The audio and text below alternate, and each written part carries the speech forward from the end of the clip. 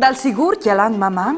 Si pués imparar il furlan. Tan plui biela le imparà? Se par falo si pués giua. L'argomento di ue è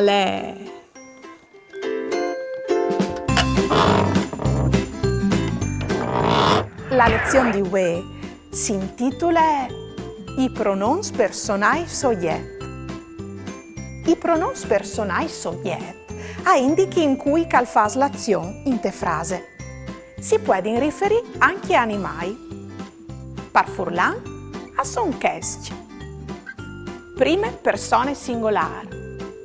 Io. Seconde persone singolari. Tu. Tierce persone singolari mascoline. Lui. Tierce persone singolari femminine. Ie. Prime persone plurali.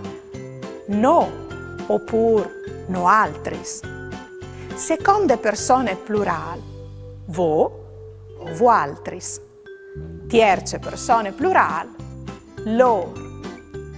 Lo saveviso che non si dice tiepit, ma clip. E che non si dice la zigzag, ma zigzetta o anche momior, la madrac. No? Bene, come lo saves?